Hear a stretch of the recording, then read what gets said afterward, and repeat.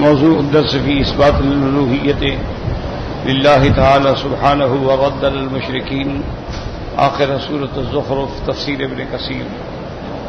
الحمد لله رب العالمين والصلاة والسلام على أشرف الأنبياء وسيد المرسلين سيدنا محمد وعلى آله وصحابه أجمعين. اللهم صل على سيدنا محمد وعلى آل سيدنا محمد كما صليت على إبراهيم وعلى آل إبراهيم في العالمين إنك حميد مجيد. أعوذ بالله من الشيطان الرجيم. بسم الله الرحمن الرحيم.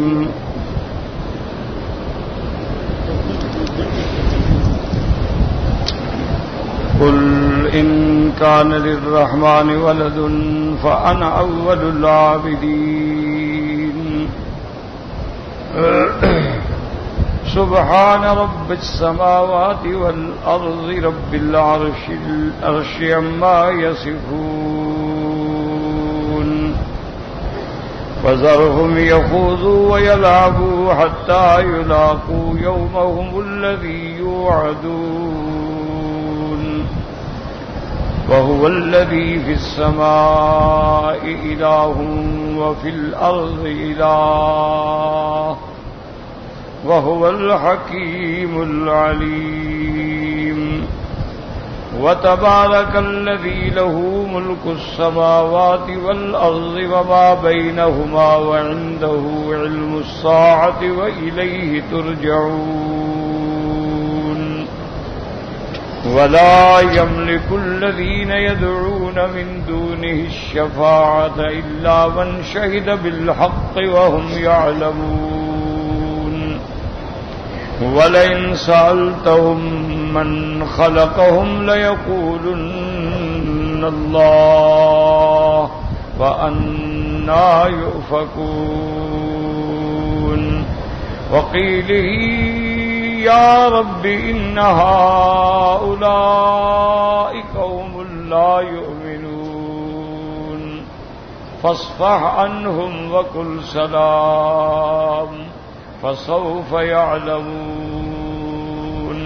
قال المؤلف والمفسر رحمه الله تعالى أدام النفع بعلومه وعلومكم في الدارين آمين. إلى أن قال يقول تعالى قل يا محمد صلى الله عليه وسلم إن كان للرحمن ولد فأنا أول العابدين. لو فرض هذا لعبدته على ذلك لأنه عبد من عبده مطيع لأني عبد من عبيده مطيع لجميع ما يأمرني به. ليس عندي استكبار ولا إباء عن عبادته. ولو فرض هذا لكان هذا ولكن هذا ممتنع في حق حقه تعالى والشرط لا يلزم منه الوقوع ولا الجواز أيضا كما قال الله عز وجل لو أراد الله أن يتخذ ولدا لاصطفى مما يخلق ما يشاء سبحانه هو اللہ الواحد القہار. اب مفسر رحمۃ اللہ علیہ فرماتے ہیں کہ اللہ نے حکم دیا کہ میرے محبوب محمد مصطفیٰ صلی اللہ علیہ وسلم آپ ان کافروں سے کہہ دیں کہ ان کان للرحمن ولد اگر بفرض محال اللہ کا کوئی بیٹا ہوتا تو سب سے پہلے میں اس کی عبادت کرنے والا ہوتا. لیکن وہ بیٹے سے بھی پاک ہے, وہ ماں باپ سے بھی پاک ہے, وہ واحد و احد ہے. یعنی لو فرض هذا اگر ایسا ہوتا لعبدته ذلك على ذلك تو پھر میں عبادت کرتا. کیوں؟ لأنی عبد من عبیدہ میں اللہ کے بندوں میں سے بندہ ہوں. مطیع لجمیع ما یأمرنی بہ اور میں اللہ کے ہر حکم کی اطاعت کرنے والا ہوں. لیس عندی استکبار میرے اندر کوئی بڑائی نہیں, کوئی انکار نہیں. اللہ تبارک و تعالی اگر ایسا ہوتا تو پھر میں بھی عبادت کرنے والا ہوتا. ولیکن ھذا ممتنع فی حقہ تبارک و تعالی لیکن اللہ کے حق میں یہ چیز جو ہے بالکل ممتنع ہے. یعنی اللہ تبارک و تعالی کی ذات اولاد سے پاک ہے. اب یہاں شرط ہے نا قل ان کان للرحمن ولد. اب مفسر فرماتا ہے کہ شرط جو ہے لازم نہیں ہوتا کہ وہ واقع بھی ہو جائیں. جیسے اللہ فرماتے ہیں لو اراد اللہ یتخذ ولدا لاصطفى اگر اللہ تبارک و تعالی اپنے لیے اولاد چاہتے تو اپنی مخلوق میں سے چن لیتے، لیکن وہ ذات اولاد سے پاک ہے، سبحانہ وہ پاک ہے، هو اللہ وہ الہ ہے، الواحد القہار وہ اکیلا ہے، اور جس کا تمام عالم پہ سلطنت ہے، تمام عالم پہ جس کا حکم ہے۔ وقال بعض المفسرین فی قولہ تبارک و تعالی فانا اول العابدین العانفین منهم سفیان الثوری والبخاری حقاہ وقال اول العابدین الجاہدین من عبد یعبد۔ اور بعض مفسر رحمت اللہ علیہ فرماتے ہیں کہ عابدین کا معنی یہ ہے کہ عانفین انکار کرنے والا۔ سفیان ثوری اور امام بخاری رحمت اللہ علیہ یہی ترجمہ فرماتے ہیں کہ عابدین کا معنی جاہدین انکار کرنے والا۔ وذکر ابن جریر لهذا القول من الشواهد ما رواه عن يونس بن العلاء بن وهب حدثني ابن ابي ذئب ان النبي قسيت ان بعجة بن بدر الجهني ان امرأة منهم دخلت على زوجها وهو رجل منهم ايضا فولدت له في 6 اشهر فذكر ذلك زوجها عثمان رضي الله عنه وامر بها ان ترجم فدخل عليه علي بن ابي طالب رضي الله تعالى عنه وقال ان الله تعالى يقول في كتابه وحمله وفصاله 30 شهرا وقال عز وجل فصاله في عامين قال والله ما عبد عثمان رضي الله عنه أن بعث إليه ترد قال عبد استنكفا وقال الشاعر متى ما يشاء ذو الود يصرم خليله ويعبد عليه لا محارب ظالما وهذا القول فيه نذر انه كيف يلتمم الشرط يكونه تقدير ان كان هذا فانا ممتنع من وهذا فيه نذر فليتأمل۔ اب مفسر رحمت اللہ علیہ فرماتے ہیں کہ سفیان ثوری اور امام بخاری رحمت اللہ علیہ نے یہ ترجمہ کیا ہے کہ قل ان کان للرحمن ولد فانا اول العابدین۔ وہ کہتے عابدین کا معنی جاہدین انکار کرنے والا، تو میں سب سے پہلے انکار کرنے والوں میں ہوتا۔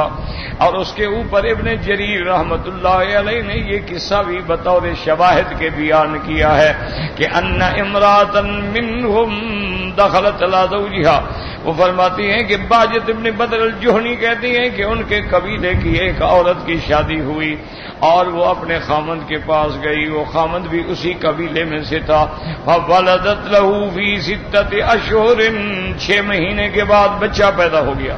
فذکر ذلک زوجها عثمان ابن عفان رضی اللہ تعالیٰ عنہ، اس کے خامد نے حضرت عثمان کو آ کے شکایت کی کہ میری بیوی کے ہاں 6 مہینے کا بچہ پیدا ہوا ہے۔ اس کا معنی یہ ہے کہ نعوذ باللہ یہ میرا بچہ نہیں ہے بلکہ مجھ سے پہلے کسی اور آدمی کے ساتھ تعلق ہے۔ وَأَمَرَ بِهَا أَن تُرْجَمَ، حضرت عثمان نے حکم دے دیا کہ رجم کر دیا جائے، کہ جب ثابت ہو گیا کہ وہ حاملہ ہے، بچہ پیدا ہو چکا ہے۔ فَدَخَلَ عَلَيْهِ عَلِيُّ بْنُ أَبِي طَالِبٍ رضی اللہ تعالیٰ عنہ، حضرت علی رضی اللہ تعالیٰ عنہ آئے، انہوں نے فرمایا کہ عثمان آپ نے یہ کیا کر دیا ہے کہ حکم دے دیا کہ اس کو رجم کر دیا جائے۔ اس نے کہا علی دیکھو 6 مہینے میں کیسے بچہ ہو سکتا ہے؟ آپ نے فرمایا کیا آپ نے قرآن نہیں پڑھا؟ اللہ فرماتے ہیں وَحَمْلُهُ وَفِصَالُهُ 30 شهرا، یعنی فصالو فی ایمین، اب 2 سال اگر مدت رضاعت ہے تو 30 مہینے میں باقی 6 مہینے بچتے ہیں، تو معلوم ہوا کہ 6 مہینے کا بچہ بھی پیدا ہو سکتا ہے، 6 مہینے کا حمل بھی رہ سکتا ہے، تو اس لیے اس کا کوئی گناہ نہیں ہے کہ اس کو رجم کر دی جائے۔ فواللہ ما عبد عثمان رضی اللہ تعالیٰ عنہ ما عبدا، یہاں آیا ما عبدا یعنی ما استنکفا، حضرت عثمان رضی اللہ تعالیٰ عنہ نے کسی قسم کا انکار نہ کیا، فوراً آپ نے بندہ بھیجا کہ اس کو واپس بلاؤ، اس کو رجم نہ کیا جائے۔ جیسے کہ شاعر کہتا ہے قال بابن ابدا استنکفا متى ما یشاء ذو البد یصرم خلیلہ وَيَعْبَدَ عَلَيْهِ لَا مَحَالَةَ ظَالِمًا۔ لیکن مفسر فرماتا ہے کہ اس قول کے اندر مجھے اعتراض ہے، چونکہ وہاں شرط ہے ان کان للرحمن ولد فانا اول العابدین. تو پھر شرط کا معنی کیسے ہو جائے گا؟ اس لیے فرماتی ہیں کہ کیا مطلب پھر یہ ہوگا کہ اگر ایسا ہے تو میں اس سے عبادت نہیں کروں گا، تو پھر کہنے کا فائدہ کیا ہوا؟ هذا فيه نظر فليتأمل الله من لا يقال ان ليست شرطا وانما هي نافية. مفسر فرماتے ہیں کہ اس قول پہ اگر ہم ان کو شرطیہ مانیں تو پھر یہ بات نہیں بنتی ہے. ہاں البتہ اگر یہ تعویل کریں کہ ان ماں کے معنی میں ہے یعنی اللہ کے لیے کوئی اولاد نہیں ہے، لیکن اصل ترجمہ جو ہے نا وہ یاد رکھو وہی ہے کہ یہ ہوتا ہے علی سبیل الفرض والمثال. یعنی آدمی کہتا ہے بھی اگر تمہارا دعویٰ صحیح ثابت ہو گیا نا میں مان لوں گا. مانا ہوتا ہے کہ دعویٰ تو تمہارا غلط ہے اور صحیح ثابت ہو ہی نہیں سکتا. تو یہ مثال بطور شرط ہوتی ہے کہ بھئی اگر تمہارا دعویٰ تم نے اپنا مسلک اپنا عقیدہ دعویٰ قرآن حدیث سے ثابت کر دیا نا میں مان لوں گا، چونکہ اس کو پتہ ہوتا ہے کہ یہ تو ہو ہی نہیں سکتا، ثابت کر ہی نہیں سکتا. اس لیے اللہ کے پیغمبر کو اللہ نے حکم دیا کہ میں چونکہ اولاد سے پاک ہوں اس لیے آپ ان سے کہیں کہ اگر بفرض محال اولاد ہوتی تو میں تو سب سے بڑا فرما بردار اللہ کا بندہ ہوں، سب سے پہلے میں عبادت کرتا. ان ابن عباس رضی اللہ تعالی عنہ فی قوله تعالی قل ان کان للرحمن ولد یقول لم یکن للرحمن ولد فانا اول الشاہدین. وقال قتادہ یہ کلمۃ من کلام العرب. حضرت ابن عباس اس کا ترجمہ یہ فرماتی تھی ان کان للرحمن ولد نفی یعنی لم یکن للرحمن ولد، اللہ کے لیے کوئی اولاد نہیں. فانا اول العابدین کا معنی فانا اول الشاہدین، سب سے پہلے میں گواہی دیتا ہوں کہ اللہ اولاد سے پاک ہے، اللہ ماں باپ سے پاک ہے. حضرت قتادہ فرماتے ہیں یہ عرب کے اندر یہ کلمہ استعمال ہوتا ہے ان کان للرحمن ولد فانا اول العابدین ان ذلک منکم فلا ينبغي، یعنی یہ نہیں ہے اور نہ لائق ہے. وقال ابو سخن قل ان كان للرحمن ولد فانا اول العابدين فانا اول من عبده وانا اول من لا ولد له واول من وحده. حضرت ابو صخر فرماتے ہیں اس کا ترجمہ یہ ہے فانا اول من عبده، سب سے پہلے میں اس کی عبادت کرنے والا اور میرا یہ عقیدہ ہے کہ لا ولد له، اس کا کوئی بیٹا نہیں ہے، وہ بیٹے سے پاک ہے. وَأَوَّلُ مَنْ وَحَّدَهُ، سب سے پہلے میں اس کی توحید کا اقرار کرنے والا. وَقَدَ قَالَ عبد الرحمن زید وَقَالَ مجاہد اول العابدین اول من عبده ووحده وكذبكم. حضرت مجاہد رحمۃ اللہ علیہ فرماتی ہیں اس آیت کا ترجمہ یہ ہوگا فَأَنَا أَوَّلُ العابدین، یعنی میں سب سے پہلے اللہ کی عبادت کرنے والا، اللہ کی الوہیت و وحدانیت کا انکار کرنے والا اور تمہارے جھوٹے عقیدوں کی تکذیب کرنے والا. وقال البخاری رحمہ اللہ تعالی فانا اول العابدین الآنفین وہما لغۃ رجل عابد وعبد والاقرب والاقرب شرط جزاء لیکن هو ممتنع.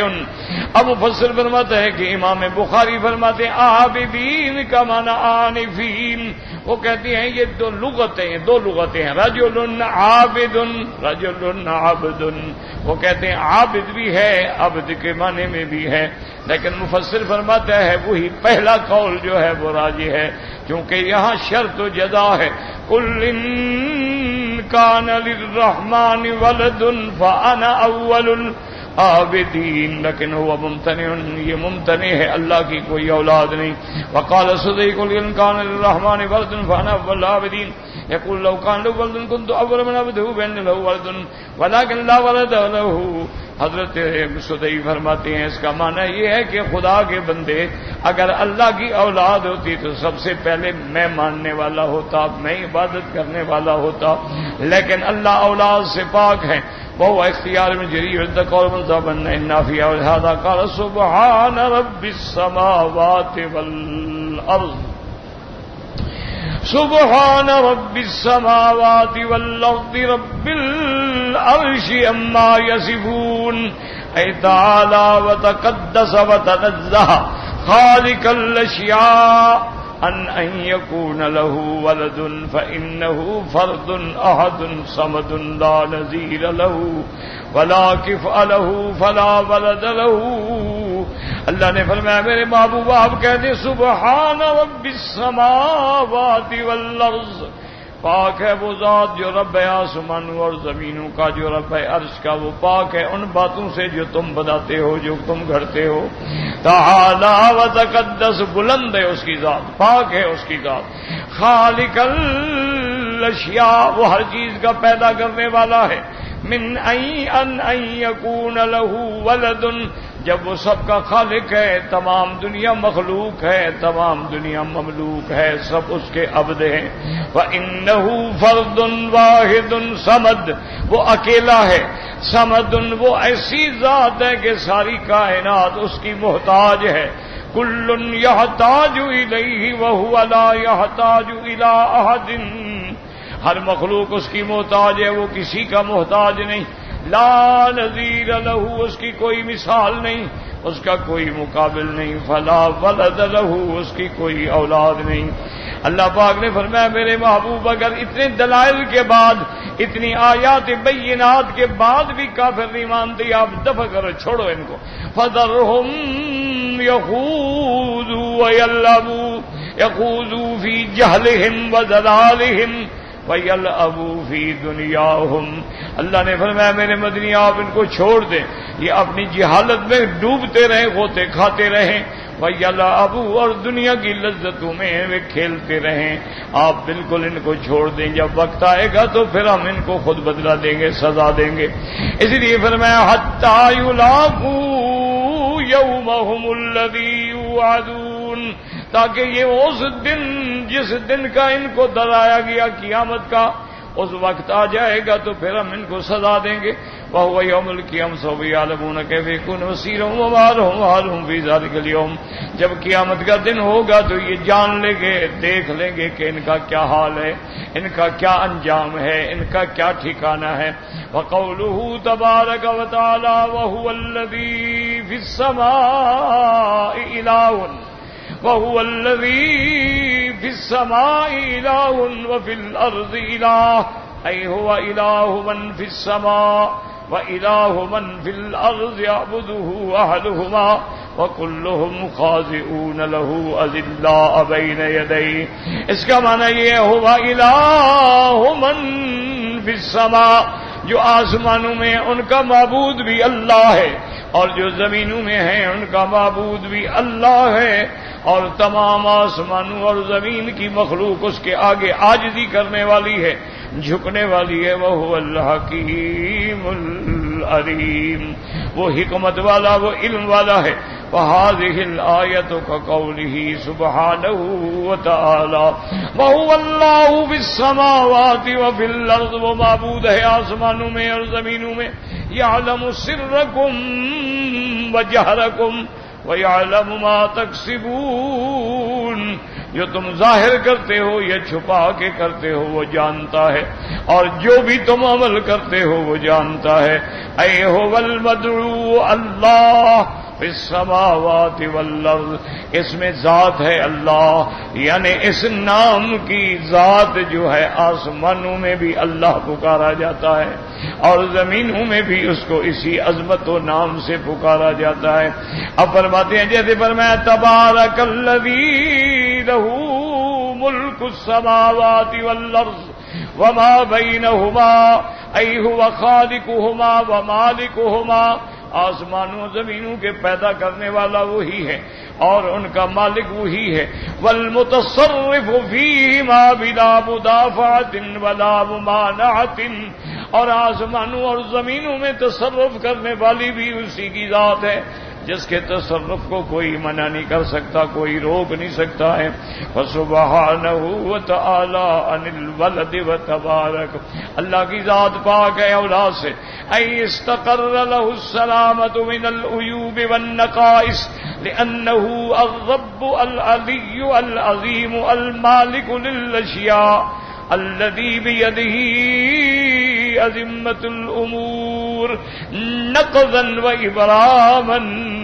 تو تو اب یہ بات ثابت ہو گئی کہ اسی کی ذات ہر قسم کے عیب سے پاک ہے، ہر قسم کے نقائص سے پاک ہے، کیونکہ وہ رب ہے، وہ بلند و بالا ہے، وہ سب سے بڑا ہے، وہ ہر چیز کا مالک ہے، اسی کے ہاتھ میں تمام امور کی چابی ہے، چاہے کھولے چاہے بند کریں اسی کے ہاتھ میں، اور یہ بھی اس کی شان ہے وَعِندَهُ عِلْمُ السَّاعَةِ، قیامت کی تعیین کہ کب ہوگی اس کا علم بھی اللہ کو ہے، وَإِلَيْهِ تُرْجَعُونَ، اور تم سب نے اللہ کی طرف لوٹنا ہے، کیا مانا؟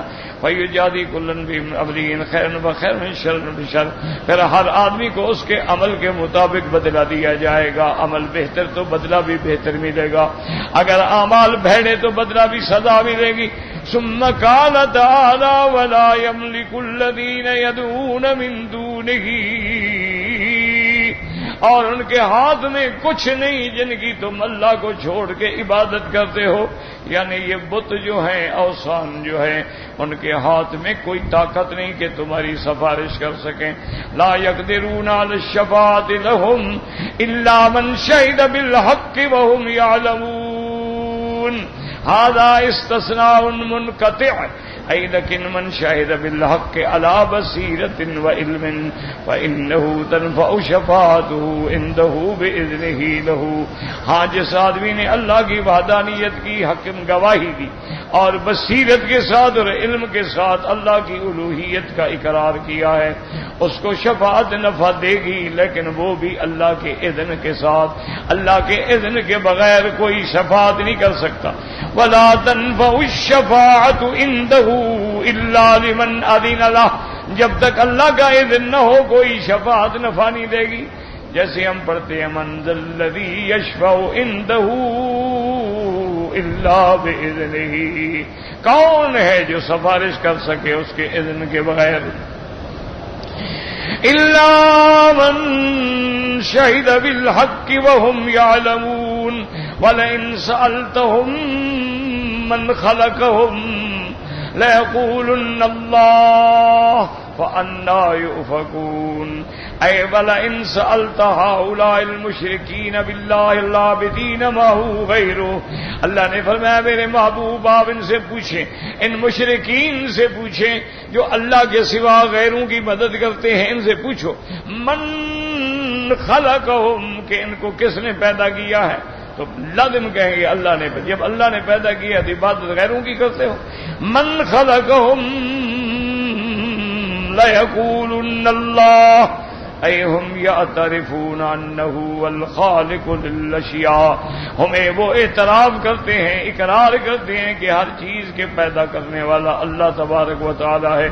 وما هذا عبد وهو غير من لا يملك شيئا ولا يقدر على شيء وهم في ذلك في غاية الجهل والسفاهة وسخافة العقل، یہ جانتے بھی ہیں کہ اللہ خالق ہے، مالک ہے، اور ان کے ہاتھ میں کچھ نہیں ہے، تو پھر یہ جہالت کی انتہا ہے کہ بندہ جانتا بھی ہو کہ یہ محتاج ہے پھر بھی اس کی عبادت کرتا ہو۔ اس لیے اللہ نے فرمایا کہ فَأَنَّىٰ يُؤْفَكُونَ، اتنے دلائل کے بعد، اعتراف کے بعد اب کہاں بھاگے جا رہے ہو؟ وَقَوْلُهُ جَلَّ وَعَلَا وَقِيلِهِ يَا رَبِّ إِنَّ هَٰؤُلَاءِ قَوْمٌ لَّا يُؤْمِنُونَ، أي وقال محمد صلی اللہ علیہ وسلم قیلہ ای شکا الی ربہ شکواہ من قوم الذین کذبوہ فقال یا رب ان ہؤلاء قوم لا یؤمنون، یعنی میرے پاک مدنی رحمت دو عالم صلی اللہ علیہ وسلم نے اپنے رب کے آگے شکایت کی کہ مولا یہ تیرے بندے ہیں جو تجھ پر بھی ایمان نہیں لے آتے، تیرے پیغمبر پر بھی ایمان نہیں لے آتے، کما ذکر فی الآیت الاخری، جیسے کہ ایک دوسری آیت میں بھی ہے وقال الرسول یا رب ان قوم اتخذوا هذا القرآن مہجورا، جیسے دوسری آیت میں ہے کہ پیغمبر کہیں گے کہ یا اللہ یہ وہ قوم ہے جن نے تیری کتاب کو چھوڑ دیا، نہ قرآن پہ عمل کرتے ہیں نہ انبیاء کے فرمان پہ عمل کرتے ہیں۔ وهذا الذي قلناه قول مسعود رضی اللہ تعالی عنہ جاہد و قتادہ وعلیہ فسر ابن جریر قال البخاری وقال عبداللہ یا نبی صلی اللہ وقال الرسول یا رب قال مجاہد فی قولی وقیلہ یا رب ان ہؤلاء قوم لا یؤمنون. اب امام بخاری رحمۃ اللہ علیہ فرماتی ہے حضرت عبداللہ ابن مسعود رضی اللہ تعالیٰ عنہ کی قرات میں ہے وقال یا رب ان ہؤلاء قوم لا یؤمنون، یعنی دو قراتیں ہیں، قال وقیلہ یا ربی، تو یہ دونوں قراتیں ہیں. اس طرح بھی حضرت عبداللہ مسعود نے پڑھا ہے قال یوسف اللہ جل قول محمد صلی اللہ علیہ وسلم وقال قتادہ وقول نبیکم یشکو قوم الی ربہ عز وجل. حضرت قتادہ فرماتے ہیں یہ آپ کے انبیاء حضرت محمد مصطفیٰ کا قول ہے، وہ شکایت کریں گے کہ مولا یہ تیرے بندے تیرے مخلوق ہونے کے باوجود بھی ایمان نہیں لے آتے ہیں. ثم قابلی کو توقیدہ یا رب قراتان احدما بالنسبات وجیہان احدما انما تو فلا قول تبارک و تعالی قیلہ یا رب، یعنی نصب کے ساتھ سمع سرهم ونجواهم والثانی ان يقدر فعل وقال قیلہ والثانی قیلہ عطفا علی قول بنت الوسا. بعد نے پڑھا ہے کہ نصب تو ہے لیکن یہاں فعل مقدر ہے، اور بعض کہتی ہیں کہ یہاں حرف جر پر اس کا عطف ہے وَعِندَهُ عِلْمُ السَّاعَةِ وَقِيلِهِ يَا رَبِّ وَتَقْدِيرُهُ وَعَلِمَ قِيلَهُ، یعنی اللہ جانتے ہیں کہ پیغمبر نے کیا کہا. اب اللہ پاک فرمائیں گے فَاصْفَحْ عَنْهُمْ الْمُشْرِقِينَ وَقُلْ سَلَامٌ أي لا تجاوبهم بمثل ما يخاطبونك به من الكلام السيء ولكن تألفهم واصفح عنهم فعلا وقولا فسوف يعلمون.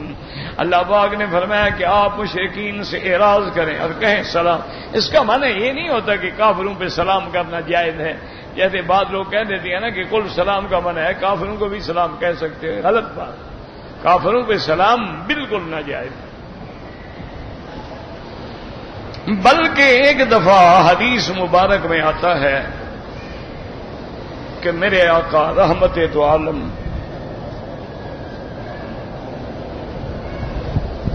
صلی اللہ علیہ وسلم بیٹھے تھے، بی بی عائشہ بھی تھیں، ایک یہودی گزرا تو اس نے جلدی سے کہا السلام علیکم. تو بی بی عائشہ غصے میں وعلیک لعنت اللہ وغضب اللہ علیک. حضرت فرمایا عائشہ کیا کہہ رہی ہو؟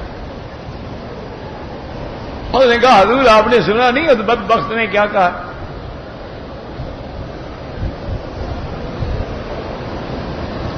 اس نے السلام علیک نہیں کہا، انہوں نے کہا السلام علیک. السلام کا معنی موت. اس نے کہا یعنی اللہ آپ کو موت دے. تو سلام سلامتی سے ہے اور سام جو ہے معنی موت ہے. حضور نے فرمایا بی بی غصے میں آنے کی کیا ضرورت؟ اس نے کہا تھا نا السلام علیکہ، میں نے بھی سمجھ لیا، تم نے سمجھ لیا تو میں نے نہیں سمجھا. میں نے کہہ دیا تھا وہ علیکہ تجھ پہ ہو، تو اللہ میری دعا سنے گا یا یہودی کی دعا میرے حق میں سنے گا؟ اس نے کہا آپ پہ موت ہونے گا، تم پہ ہو. بات ختم ہو گئی، جواب دے دیا. تو اب پھر آگے بڑھنے کی کیا ضرورت ہے کہ لعنت اللہ وغضب اللہ علیکہ. تو بی بی عائشہ نے کہا حضور میں تو نہیں برداشت کر سکتی کہ آپ کے شان میں کوئی ایسا کلمہ کہے. میں نے جواب دے دیا وہ علیہ. تو اس لیے یاد رکھیں کہ کافروں کو السلام علیکم کہنا منع. میرے محبوب نے، محبوب دو عالم نے جب بادشاہوں کو خط لکھے تھے تو یہ لکھا تھا والسلام علی من اتبع الہدی. سلام اس پہ ہو جو اللہ کی ہدایت کا پیروکار. آپ نے یہ نہیں لکھا کہ السلام علیکہ، السلام علی من اتبع الہدی. اسی طرح اگر کوئی یہودی، نصرانی، کوئی ہندو، کوئی سکھ آپ کو کہیں تو آپ کہیں وعلیکم، بس تم پہ ہو.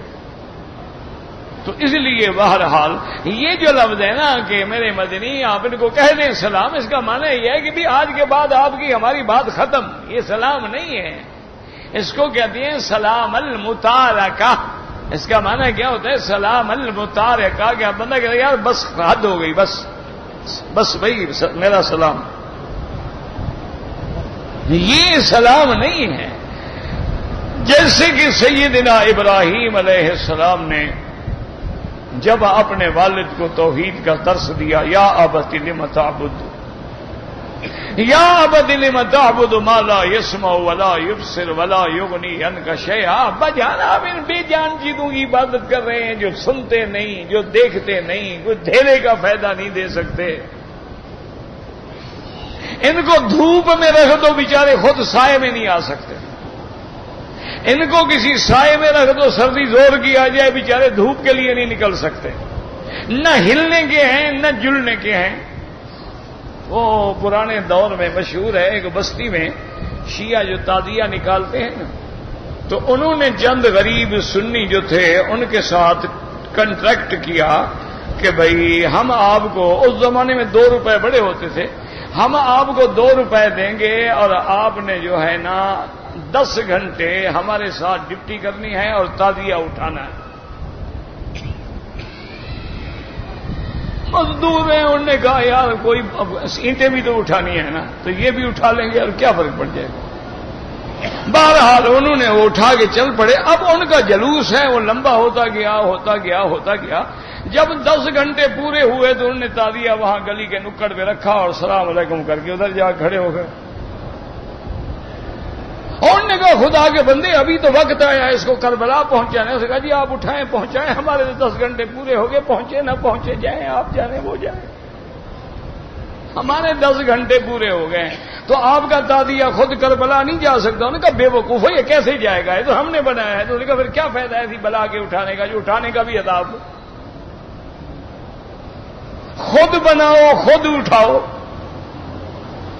تو اس لیے ہمیشہ یاد رکھیں کہ جب حضرت ابراہیم نے انتہا کر دی نا جی، تو والد جو تھے آدر غصے میں آ گئے، کہنے لگے بات سنو ابراہیم، بس کرو اپنی تقریر، لَأَرْجُمَنَّكَ وَاهْجُرْنِي مَلِيًّا، میں تمہیں پتھر ماروں گا، میں تمہیں سزا دوں گا، تم مجھے آگے ایسی باتوں میں ڈانٹتے ہو۔ تو اب ابراہیم علیہ السلام کو بھی یقین آ گیا کہ ابا بات نہیں مانتے۔ انہوں نے کہا سلام علیکم۔ انہوں نے کہا اچھا جناب ہم بھی جا رہے ہیں بس۔ مانا یہ نہیں تھا کہ آپ نے سلام بھیجا، آپ نے کہا کہ بس پھر آپ کی اور میری بھی آج کے بعد تعلق ختم، سأستغفر لک ربی، ہاں میں یہ آپ سے وعدہ کرتا ہوں کہ آپ کے لیے اللہ سے بخشش مانگتا رہوں۔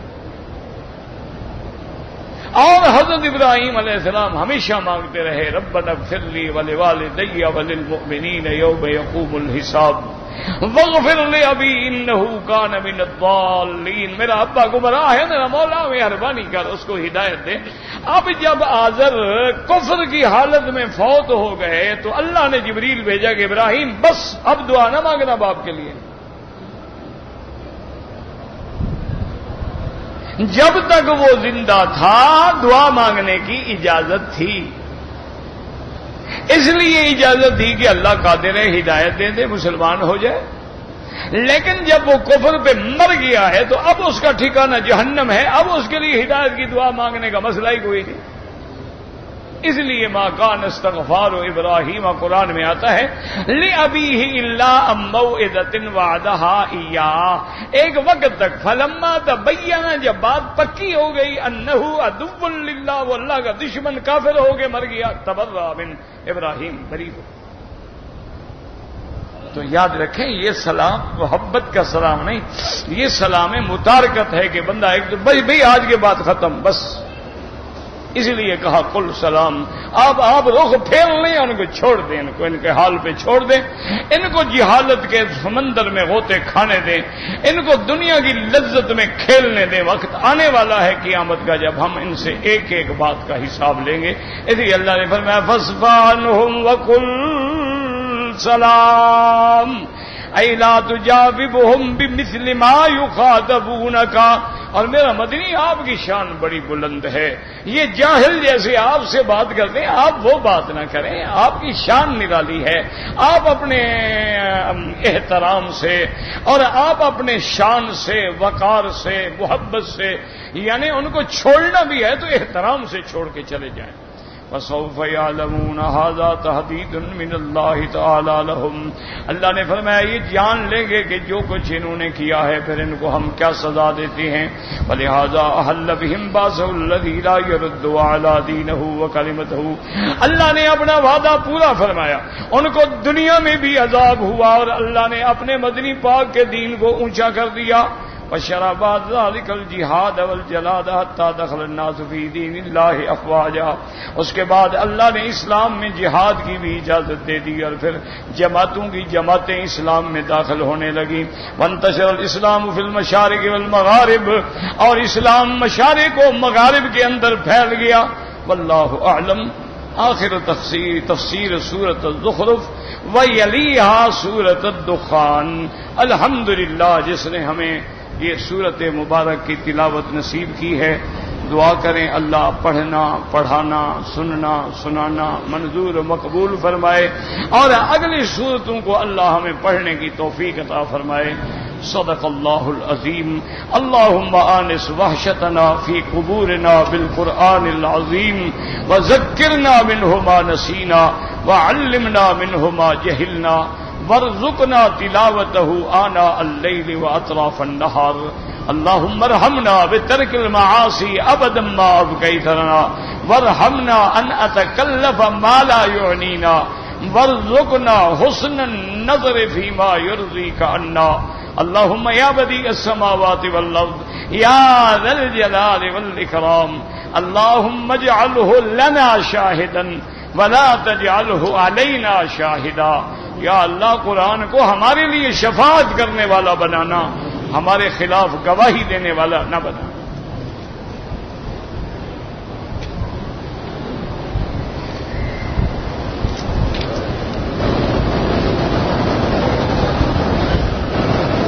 کہتے جی کہ امام مسجد جو ہے بھائی اس میں کوئی شک ہے کہ حضور پاک نے جو فرمایا ہے کہ فَلْيَؤُمُّكُمْ أَعْلَمُكُمْ بِكِتَابِ اللَّهِ.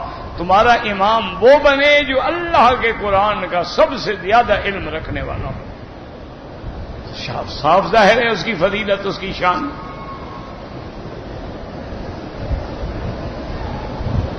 اسی لیے حضرت سیدنا علی رضی اللہ تعالی عنہ سے ایک آدمی نے سوال کیا کہ حضور کے صحابہ میں سرکار دو عالم کے بعد سارے صحابہ میں سب سے افضل کون ہے؟ حضرت علی نے فرمایا کہ ابو بکر. حضور کے بعد یاد رکھو یہ عقیدہ ہے اہل سنت کا کہ حضور کے بعد افضل جو ہیں شیخین ہیں ابو بکر عمر عثمان علی. تو حضرت علی رضی اللہ تعالیٰ انہوں نے فرمایا کہ سب سے افضل ابو بکر ہے. وہ حیران ہو گیا. انہوں نے کہا جی سب سے آپ سے بھی افضل؟ انہوں نے کہا بالکل. انہوں نے کہا حضرت کیا دلیل ہے کہ حضرت ابو بکر جو ہیں وہ سب سے افضل ہیں؟ انہوں نے کہا تمہیں یہ تو پتہ ہے نا کہ حضور نے حکم دیا تھا جب آپ کی بیماری تھی آپ کی تکلیف تھی حضور پاک میں اتنی شدید بخار تھا نا کہ حضور بے ہوش ہو جاتے. ٹھنڈی پانی کی مشکیدہ جو ہے نا جی بھر کے حضور کے سر مبارک پہ اور بدن پہ ٹھنڈا پانی ڈالتے حضور افاقے میں آ جاتے. اور جیسا ہوش مبارک آتی تو آپ فرماتے کہ ہاں حل صلی الناس لوگوں نے نماز پڑھ لی ہے کہ نہیں پڑھی؟ انہوں نے کہا حضور آپ کے انتظار میں بیٹھے ہیں. پھر حضور بے ہوش ہو گئے. پھر پانی ڈالا گیا پھر پوچھا ہوش آیا آپ نے کہا جی انتظار میں ہیں حضور. پھر بے ہوش ہو گئے. یعنی شدید ترین تکلیف کا وہ مرحلہ ہے جب وفات آئی ہے میرے آقا کی. حتیٰ کہ حضور نے یہ بھی فرمایا آپ نے فرمایا عائشہ ھذا اوان انقطاع ابہری من سم الذی اکلت بخیبر. آپ نے فرمایا وہ یہودی عورت نے جو خیبر میں مجھے زہر دیا تھا نا اس زہر کی وجہ سے ابھی میری آنتیں کٹ رہی ہیں. یہ اللہ کی شان ہے. ساری زندگی حضور کو تکلیف نہیں ہوئی لیکن موت کے وقت زہر کی تکلیف ظاہر ہوگی. وجہ کیا تھی؟ اللہ چاہتے تھے کہ شہادت کا مرتبہ بھی محمد مصطفیٰ کو مل جائے. کہ آپ کے مدارج ایسے بلند ہیں لیکن یہ مرتبہ بھی حضور سے نہ رہ جائے، حضور شہید بھی ہو جائیں۔ اور اس وقت حضور کی تکلیف کا یہ عالم تھا کہ حضور اللہ سے دعا مانگتے تھے، اللہم اعنی فی سکرات الموت، کہ یا اللہ اس موت کی شدت میں میری مدد فرما۔ یاد رکھو کہ اللہ کا نبی تو معصوم ہے، اللہ کے نبی پاک ہیں، یہ نہ سمجھا کرو جی فلاں آدمی پہ موت مشکل آئی ہے، یہ ضروری نہیں ہوتا کہ وہ گناہوں کی وجہ سے ہے، کبھی اس کی شان اور اونچی کرنی ہوتی ہے۔ اور پھر میرے محبوب کا تو یہ عالم تھا نا، وہ یہ چاہتے تھے اللہ مجھ پہ سختی آ جائے، میری امت کو معاف کر، میری امت پہ رحم فرما دے۔ اسی لیے یعنی آپ دیکھیں چھوٹی سی بات ہے، اسی زمزم کے کنویں پر میرے محبوب رحمت دو عالم تشریف لائے، آپ پانی پینا چاہتے تھے، آپ کے چچا ہیں حضرت عباس ابن عبد المطلب ہے، انہوں نے کہا حضور ہم نے آپ کے لیے پانی رکھا ہے گھر میں، سرائی میں رکھا ہے کہ ٹھنڈا ہو جائے اور اوپر کپڑا ڈالا ہوا ہے کہ مٹی نہ ہو، تو آپ یہاں کھڑے ہو کے اس ڈول سے پانی پیئیں گے، سارا جہان پی رہا ہے اور یہاں تو گرد و غبار بھی ہے۔ حضور نے فرمایا کہ عباس میں چاہتا ہوں کہ میں وہاں پیوں جہاں میری امت پیے۔ اور اس کے بعد حضور نے فرمایا کہ میں چاہتا ہوں، میرا دل کرتا ہے کہ آج میں ڈول بھی خود کھینچوں اپنے ہاتھ سے اور ڈول کھینچ کے پھر میں پانی پیوں، لیکن میں اپنی امت سے ڈرتا ہوں کہ قیامت تک پھر ڈول کھینچنے پہ بھی لڑتے رہیں گے، اس لیے میں نہیں کھینچتا تاکہ میری امت کو تکلیف نہ ہو۔ اسی لیے مزدلفہ کی رات میں سرکار دو عالم نے، رحمت دو عالم نے کبھی سفر میں بھی تہجد نہیں چھوڑی، آپ سفر میں بھی تہجد پڑھتے تھے، لیکن مزدلفہ کی رات حضور عشاء پڑھ کے سو گئے، تہجد نہیں پڑھی۔ تو محدثین نے لکھا وجہ کیا تھی؟ حضور نے امت پہ رحمت کی کہ کل کنکری مارنی ہے، قربانی کرنی ہے، سر مڈانا ہے، پھر طواف زیارت کے لیے جانا ہے، میری امت کو تکلیف نہ ہو، رات آرام کر لے، فریش ہو جائیں۔ اس لیے علماء فرماتے ہیں وہ تکلیف جو ہے وہ بھی حکمت تھی تاکہ امت پہ آسانی ہو۔ تو اب جب حضور نے پوچھا اور حضور نے اندازہ لگایا کہ شاید میں نہ جا سکوں، تو آپ نے فرمایا مروا ابا بکر فلیصلی بالناس، ابو بکر سے کہو کہ مصلی پہ کھڑا ہو کے نماز پڑھائے۔ حضرت علی نے کہا وہ شریف آدمی جس کو نبی نے اپنے مصلی پہ زندگی میں کھڑا کیا ہے، اور نبی کا فرمان ہے مصلی پہ وہ کھڑا ہو جو قرآن کا سب سے بڑا عالم ہے، تو معلوم ہوا ابو بکر سب سے بڑا عالم تھا، کوئی اور عالم ہوتا حضور اس کا حکم دیتے۔ اس کو بات سمجھ آ گئی، اس نے کہا کہ ہاں بھائی، تو یاد رکھو کہ امام بننا کوئی معمولی بات تو نہیں ہوتی، یہ تو سب سے بڑی فضیلت کی دلیل ہے اور سب سے بڑی افضلیت کی دلیل ہے اللہ تبارک و تعالی۔ لیکن امام بننا ذمہ داری بھی بڑی ہے، اس لیے اگر کبھی امام بنے تو پھر پورے حقوق کا خیال کرنا پڑتا ہے، کیونکہ تمام مقتدیوں کا اس کے اوپر بوجھ ہوتا ہے، وہ مسئول ہوتا ہے سب کے بارے میں، پھر اس کو شرائط کا بھی خیال ہونا چاہیے، اس کو پتہ ہونا چاہیے فرائض کیا ہیں، واجبات کیا ہیں، سنن کیا ہیں، مستحبات کیا ہیں، کہاں چیزیں ہیں جب میں چھوڑوں گا تو سجدہ سہو آئے گا، اور کون سی چیزیں ہیں جہاں سجدہ سہو نہیں آئے گا۔ اگر یہ سارے مسائل نہیں جانتا ہوگا بیچارہ تو وہ کیسے نماز پڑھائے گا؟ اگر پڑھائے گا تو بس ٹھیک ہے، اللہ قبول کرے، اور کیا ہو سکتا۔ امام کی تو بڑی شان ہے، وہ مذاق ہے۔ اسی لیے تو اللہ نے تمام انبیاء کا حضور کو امام بنایا، تاکہ امام الانبیاء والمرسلین، تاکہ آپ کو یہ شرف بھی ملے کہ تمام انبیاء اور مرسلین کے آپ ہی امام ہیں۔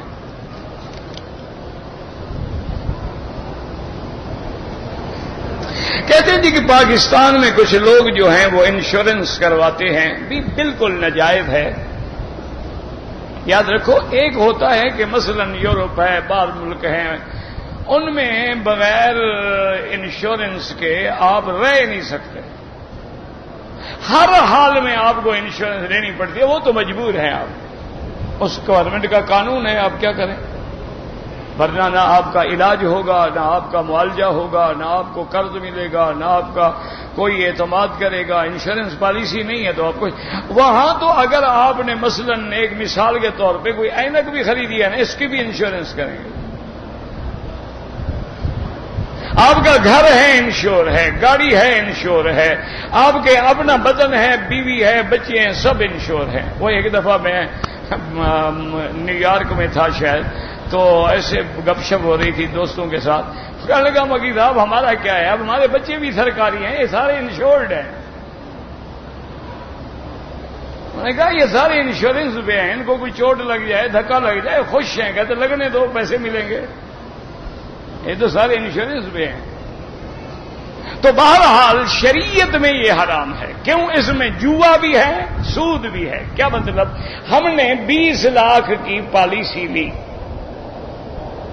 ابھی ہم نے 1 لاکھ روپے کی قسطیں جمع کرائی تھیں، حادثہ ہو گیا، مر گیا، 20 لاکھ ملے گا کہ نہیں ملے گا؟ تو جوا کیا ہوتا ہے؟ یہی تو ہوتا ہے نا کہ 100 پھینکو اور 1000 آ جائے. جوئے کا معنی یہی ہوتا ہے نا کہ آپ نے پتا پھینکا ہے 100 کا، مل گیا 1000. آپ نے ڈالا 1000، مل گیا 10,000. یہی تو جوا ہے. ہم نے ابھی قسطیں دی 1 لاکھ، مل گیا 20 لاکھ. تو یہ جوا ہے. اچھا، جس بندے نے انشورنس نہیں کرائی وہ اگر اپنے وقت تک زندہ رہا، کوئی حادثہ نہیں ہوا، نہیں مرا، اب اس کو وہ جتنے پیسے ہیں وہ بھی دیں گے، اس کا سود بھی دیں گے. تو اب سود بھی آ گیا، تو اس کے اندر تو سود بھی ہے، جوا بھی ہے، لہذا ڈبل حرام. اچھا، ویسے بھی خیال کیا کریں کہ باہر کے لوگ جو ہوتے ہیں نا، کو بعض اوقات مثلا بیوی نے 30 لاکھ 40 لاکھ کی انشورنس کرائی ہوئی ہے، یا خاوند نے 50 لاکھ، تو بیوی انتظار میں ہوتی ہے کہ خاوند کب مرے تاکہ مجھے تو 50 لاکھ ملے نا. خاوند تو اور بھی مل جائیں گے. خاوند کا کیا ہے کہ ڈھونڈو 1000 ملتے ہیں تو 50 لاکھ. اچھا، خاوند انتظار میں ہوتا ہے کہ یار جان چھوٹے یہ مرے، مجھے 30 لاکھ بھی ملیں گے، بیوی اور بھی لے آؤں گا، اس میں تو 2 لاکھ خرچہ ہوگا. تو ایسی چیز کرانے کا کیا فائدہ کہ دونوں ایک دوسرے کی موت کے لیے دعائیں مانگتے رہیں. اسی لیے شریعت نے حرام کیا ہے.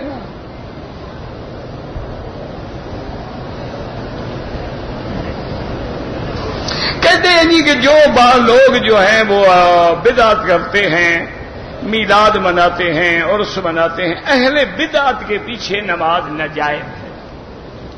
کیونکہ میرے نبی پاک کی حدیث ہے کہ من وقر صاحب بدعت فقد اعان علی ہدم الاسلام، کہ جو بندہ کسی اہل بدعت کی عزت و توقیر کرے اس نے اسلام کی توہین کی.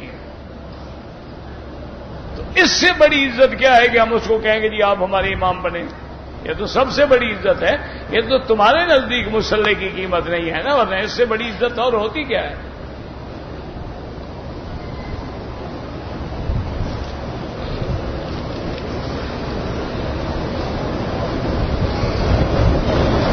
کہتے ہیں جی کہ امام ابو حنیفہ فرماتے ہیں کہ ایک مجلس میں 3 طلاقیں دیں تو 3 ہو جاتی ہیں، اور بعض علماء اہل حدیث فرماتے ہیں کہ 3 سے 1 ہوتی ہے. بہرحال جو اس بات کے دعوے دار ہیں، ورنہ جمہور ائمہ اسی بات پہ ہیں. امام شافعی ہے، امام مالک ہے، امام ابو حنیفہ ہے، تمام ائمہ کا اس پہ اتفاق ہے کہ 3 ہوتی ہے. بہرحال جو کہتے ہیں کہ 3 ہوتی ہیں وہ ان کے پاس دلیل ہوگی اور وہ فتوے کے ذمہ دار وہ ہوں گے قیامت میں. بہر صورت، اور دوسری بات یاد رکھیں، میں نے کئی دفعہ آپ کو سمجھایا ہے کہ امام ابو حنیفہ رحمت اللہ علیہ جہاں کوئی مسئلہ ہو نا وہ احتیاط بڑی کرتے ہیں. کیا مطلب؟ مثال کے طور پہ اب وہ عمل کرتے ہیں، مثلا آپ میقات سے آ رہے تھے، آپ آ رہے تھے نوکری پہ، آپ آ رہے تھے ڈیوٹی پہ، آپ نے احرام نہیں باندھا. اب امام احمد بن حنبل فرماتے ہیں کہ آپ پہ کوئی جرمانہ نہیں ہے، کہ آپ کی نیت ہی نہیں تھی حج کی نہ عمرے کی، لہذا احرام نہیں باندھا تو نہیں باندھا.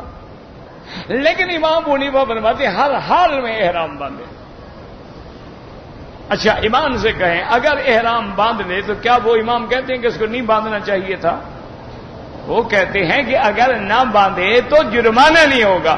وہ یہ تو نہیں کہتے کہ نہ باندھو، وہ بھی کہتے ہیں ہر حال میں احرام باندھے. اگر نہیں باندھا اور ڈپٹی پہ آ رہا تھا تو جرمانہ نہیں ہوگا.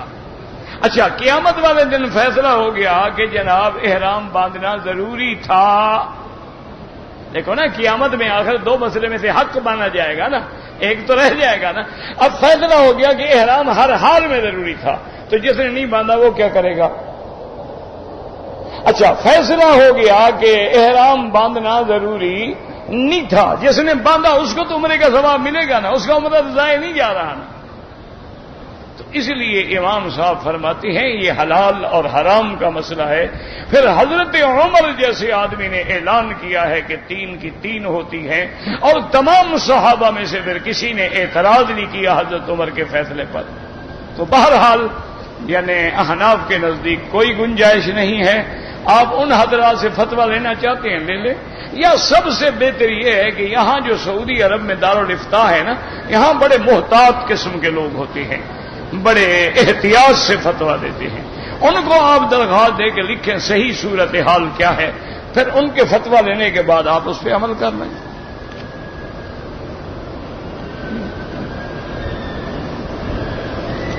کہتے جی کہ ہمارے منڈی بہاؤالدین میں ایک مدرسہ ہے اننے والا، وہاں مولوی غلام رسول صاحب ہوتے تھے، وہاں آپ نے پڑھا ہے؟ وہ تو میرے خیال میں پڑھنے سے پہلے مر گئے. میرے خیال میں ابھی پیدا بھی نہیں ہوا ہوگا، مولوی غلام رسول صاحب فوت ہو گئے تھے. تو میں نے ان سے کیسے پڑھا؟ مولانا غلام رسول ایک تو تھے استاد اننے والے، ایک تھے استاد غلام رسول کالا، ایک تھے استاد رسول خان جو استاد الکل تھے. وہ سب مجھ سے پہلے فوت ہو گئے، میں تو ابھی پیدا ہی نہیں ہوا تھا. یہ مشہور علماء.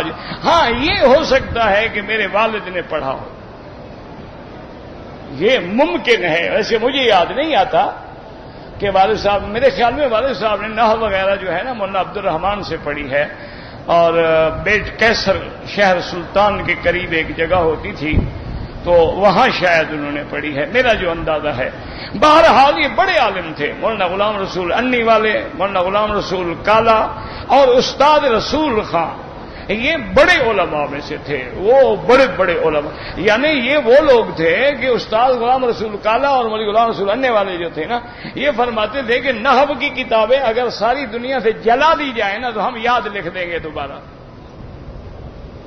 اتنے بڑے عالم تھے، لیکن ان کے دور سے میں پہلے پیدا ہی نہیں ہوا. پڑھتا میں نے وہاں کیا پڑھنا تھا پہلے. اور پھر بات یاد رکھو، میں تو پیدا ہی مکے میں ہوا، اور میں نے ابتدائی تعلیم بھی مکے میں حاصل کی. نہ یہاں اننے والے تھے اور نہ یہاں بیٹ کیسر والے تھے. میری تو پیدائش مکہ شریف کی ہے، محلہ مسئلہ میں پیدا ہوا، اور ابتدائی حفظ قرآن بھی میں نے یہی کیا ہے. اور یہاں کے مدرسہ جو تھا فخریہ عثمانیہ، میں اس میں پڑھتا رہا. اور پھر کچھ علماء جو تھے حرمین الشریفین کے، ان سے علم کا استفادہ کیا. پھر پاکستان بھی چلا گیا، پاکستان میں جا کے پھر میں نے علم حاصل کیا. بہرحال وہ لوگ مجھ سے پہلے کے لوگ ہیں، میں نے نہیں پڑھا ہے. لیکن اللہ ان کی قبروں پہ رحمت کرے. بہت بڑے عالم تھے، بہت بڑے عالم تھے، اللہ ان کی قبروں پہ رحمت کرے. مولانا رسول خان اتنے بڑے عالم تھے کہ حضرت مولانا ادریس کان دہلوی رحمت اللہ علیہ، جن کی تفسیر قرآن ہے معارف القرآن، اور جو شیخ الحدیث تھے جامعہ اشرفیہ کے، بڑے کبیر علماء میں سے تھے. وہ مدرسے میں بیٹھے ہوتے نا تو حضرت رسول خان مدرسے کے اس کونے سے گزر رہے ہوتے تو حضرت یہ مولوی ادریس صاحب یہاں کھڑے ہو جائے، اور جی حضرت میں نے کہا السلام علیکم، جی حضرت میں نے کہا السلام علیکم. اب شاگرد ہنس رہے ہیں، انہوں نے کہا حضرت نہ تو حضرت نے دیکھا ہے نہ حضرت نے سنا. او ابھی تمہیں کیا پتا، میرا استاد ہے گزر رہا ہے، میں کیسے بیٹھا رہوں. اتنے بڑے لوگ تھے، اتنا بڑا ادب تھا، اتنا بڑا احترام تھا. انہی کا وہ بڑا مشہور واقعہ ہے نا رسول خان صاحب کا، یہ دارالعلوم دیوبند میں بھی رہے ہیں، تقریباً صدر مدرس رہے. انہی کا بڑا مشہور واقعہ ہے نا کہ ایک دن کہنے لگے کہ بھائی اور اچھا ہو نہ ہو، ہندوستان میں آنے کے بعد ہمیں اردو زبان پہ بڑا عبور حاصل ہو گیا. ایک طالب بیٹھا تھا شرارتی، اس نے کہا حضرت زبان والوں کو آتی ہے، آپ اردو بول لیتے ہیں، تھوڑا کہ آپ کو اردو پہ عبور ہو گیا، آپ کو کہاں اردو آتی ہے؟ اب استاد تھے، غصہ آ گیا، کہنے لگے ابے نالائق کیا کہہ رہے ہیں؟ انہوں نے کہا جی اچھا بتائیں، کریلا اور نیم چڑھا اس کا کیا معنی ہے؟ انہوں نے کہا آپ کو اردو آتی ہے نا، تو اردو کا محاورہ ہے کریلا اور نیم چڑھا، اس کا ترجمہ کریں۔ کہنے لگے بھائی اس کا تو مشکل ہو گئی۔ کہنے لگے اچھا اس کا معنی ہے کریلا آدھا پکا آدھا کچا۔ میں نے کہا حضرت کیا کہہ رہے ہو؟ انہوں نے کہا نیم معنی ہوتا ہے آدھا، اور نیم لیا فارسی سے، اور چڑھا آپ کہتے ہیں نا گڑ چڑھ گیا یعنی زیادہ پک گیا، تو وہاں سے وہ لے لیا۔ انہوں نے کہا حضرت یہی اردو آتی ہے اب؟ یہ تو محاورہ ہے کہ کوئی آدمی اگر بہت چڑچڑا ہو نا تو اس کو کہتے ہیں کہ یار کریلا اور نیم چڑھا۔ ایک تو کریلا پہلے کڑوا ہوتا ہے، پھر اس کی بیل بھی نیم کے درخت پہ پڑی ہو تو اور کڑوا ہو جاتا ہے۔ تو مانا یہ ہے یہ تو محاورہ ہے، حضرت آپ کو اردو کہاں دی آتی؟ فرمایا ہاں بھائی ٹھیک کہتے ہیں آپ، اردو نہیں آتی ہے۔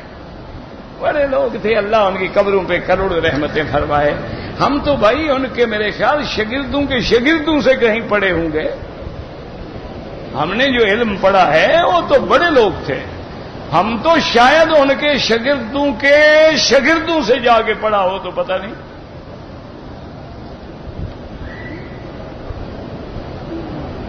کہتے جی کہ ہمارے یہ گاؤں میں مدرسہ بنا رہے ہیں، مدرسے کی تعمیر میں زکوٰۃ نہیں لگ سکتی، مسجد کی تعمیر میں زکوٰۃ نہیں لگ سکتی۔ آپ ایسا کرو، زکوٰۃ کے پیسے جو بچے ہیں نا ان کو دے دو، تقسیم کر دو۔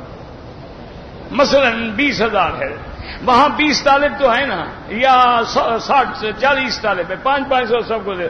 ان کو کہو بیٹا دیکھو ہم نے آپ کو دے دیا، زکوٰۃ کے آپ مالک بن گئے، اسی مدرسے میں تم نے پڑھنا ہے، مدرسے کو چندہ دے دو۔ وہ طالب اگر چندہ دے دیں تو پھر حلال ہو جائے گا، لگا دو مسجد پہ۔ اچھا یہ لوگ کہتے ہیں دیکھو مولوی اپنے لیے مسئلے ڈھونڈ لیتے ہیں، یہ ہم نے اپنے لیے نہیں ڈھونڈا، حدیث پاک ہے۔ حضور پاک ایک بی بی کے گھر میں تشریف لائے تو گوشت پک رہا تھا بکرے کا۔ انہوں نے جب حضور کے سامنے کھانا رکھا تو کھانے میں وہ سرکہ رکھا، گوشت نہیں۔ ہم نے فرمایا خدا کے بندی ہو کیا بات ہے، تمہارے گھر میں گوشت پک رہا ہے، مجھے گوشت نہیں کھلاتے؟ انہوں نے کہا حضور یہ گوشت صدقے کا ہے، کسی نے دیا ہے، یہ صدقے کا گوشت ہے، اور آپ کے لیے صدقہ کھانا جائز نہیں۔ تو ہم آپ کو کیسے فرمایا لکی صدقتن ولی ہدیتن؟ ہم نے فرمایا عجیب عورت ہو، صدقہ وہ تمہیں دے گیا، تم تو مجھے ہدیہ کرو گی نا۔ تو یہ تعویلیں نہیں ہوتی ہیں، قرآن حدیث میں ہوتا ہے، علماء اپنی طرف سے کچھ نہیں بناتے۔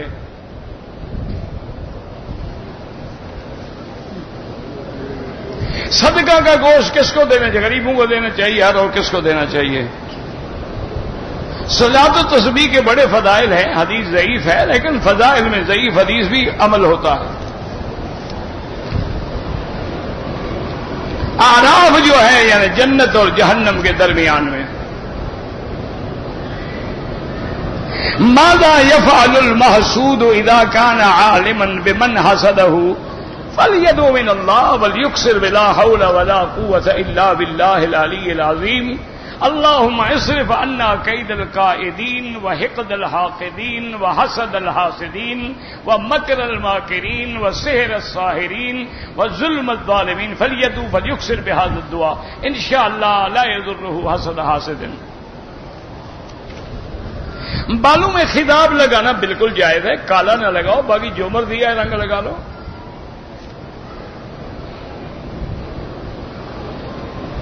کہتے جی کہ بعض لوگ رفع یدین کرتے ہیں، ٹھیک ہے کوئی بات نہیں، ان سے کبھی جھگڑا نہ کرو، جو نہیں کرتے ہیں ان پر کبھی زور نہ لگاؤ، کیونکہ وہ بھی کہتے ہیں کہ بھئی ایک تو حضور کی کوئی صحیح قولی حدیث نہیں ہے، اور دوسرا ایک حدیث میں حضور نے منع بھی فرمایا ہے، اور ایک حدیث میں عبداللہ ابن مسعود نے نماز پڑھ کے دکھلائی ہے اور صرف پہلی دفعہ ہاتھ اٹھائے ہیں، پھر ہاتھ نہیں اٹھائے۔ لیکن جو اٹھاتے ہیں جھگڑے نہ کیا کرو، یہ تو اعلیٰ اولا سنت کی باتیں ہیں، اس میں لڑائی کی کیا بات ہے؟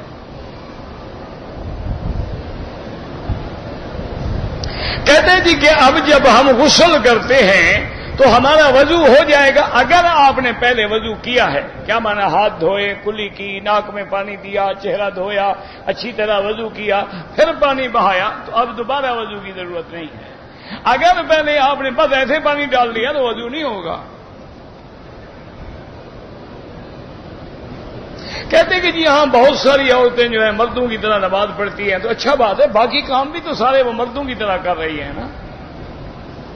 باقی کون سا کام بچا ہوا ہے؟ ماشاءاللہ اسی طرح دھکے دیتی ہیں، اسی طرح چہرہ کھلا ہوا ہے، اسی طرح جناب جین پہنی ہوئی ہے، اسی طرح پینٹ پہنی ہوئی ہے، تو ایک کام یہ بھی کر لیتی ہیں تو کیا حرج ہے؟